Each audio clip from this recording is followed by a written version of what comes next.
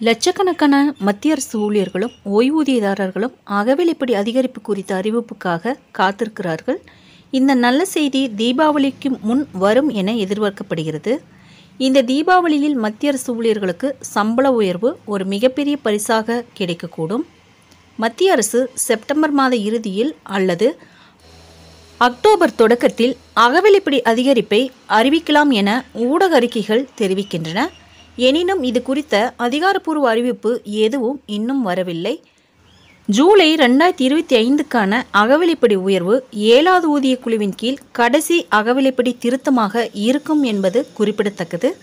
8வது ஊதிய குழு எப்போது அமலுக்கு வந்தாலும் அதன் பரிந்துரைகள் ஜனவரி 2026 முதல் பொருந்தும். ஆகையால் 7வது ஊதிய குழுவின் கடைசி DA உயர்வின் மீது அதிக எதிர்பார்ப்புகள் உள்ளன. தற்போது மத்திய அரசு ஊழியர்கள் 55% அகவிலைப்படியையும் ஓய்வூதியதாரர்கள் 55% அகவிலை நிவாரணத்தையும் பெற்று வருகிறார்கள். ஜூலை முதல் அகவிலைப்படி 3 முதல் 4% வரை அதிகரிக்கும் என்று உறுதியாக கருதப்படுகிறது.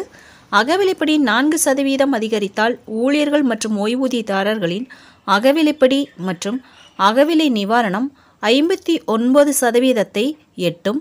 அகவிலைப்படி 3% அதிகரித்தால் ஊழியர்கள் மற்றும் ஓய்வூதியதாரர்களின் அகவிலைப்படி மற்றும் அகவிலை நிவாரணம் 59% எட்டும்.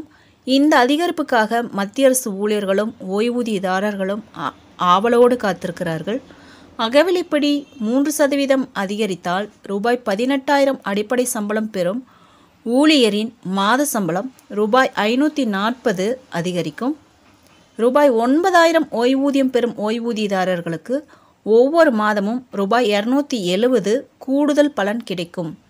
DA மற்றும் DR 4% அதிகரித்தால் சம்பள உயர்வும் ஓய்வூதிய உயர்வும் இன்னும் அதிகமாக இருக்கும். புதிய அகவிலைப்படி விகிதங்கள் ஜூலை 1 முதல் பொருந்தும்.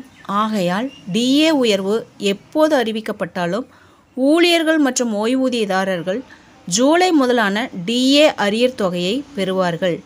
ஃப்ரெண்ட்ஸ், இந்த தகவல் உங்களுக்கு யூஸ்ஃபுல்லாக இருந்தால் என்னோட சேனலை சப்ஸ்கிரைப் பண்ணுங்கள், லைக் பண்ணுங்கள், மற்ற நண்பர்களுக்கும் இந்த வீடியோவை ஷேர் பண்ணுங்கள். தேங்க்ஸ் ஃபார் வாட்சிங்.